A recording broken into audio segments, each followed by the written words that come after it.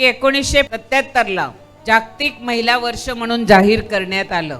जगामध्ये एकत्र संयुक्त राष्ट्रांनी एक परिषद बोलून 8 मार्च हा जागतिक महिला दिन चालू केला आणि ह्या 8 मार्च मध्ये सर्व महिला संघटना एकत्र आल्या आणि महिला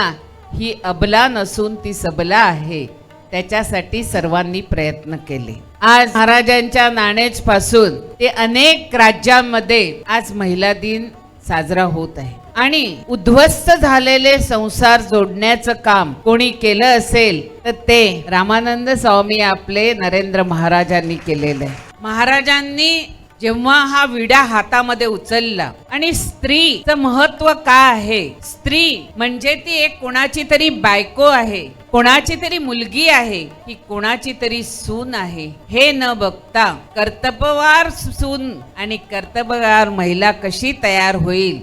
ह्यासाठी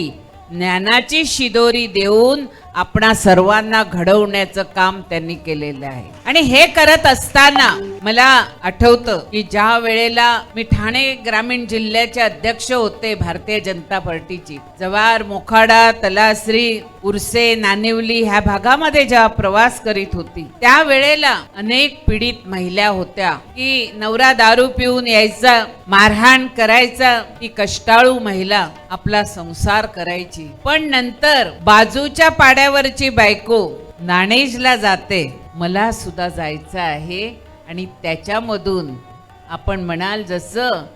एक मोतीच्या पासून अनेक मोती जोडून आपण मोत्याची माळ करतो तशी माळ बनवून अनेक महिला ह्याच्यात जोडल्या गेल्या। आणि ह्या जोडत असताना महाराजांनी अनेक उपक्रम चालू केले आणि ह्या उपक्रमातून उद्ध्वस्त झालेले संसार सुद्धा जोडून पुन्हा एकदा सुखी आनंदाने राबण्याचे आम्ही आमच्या डोळ्यासमोर बघितलेले आहे।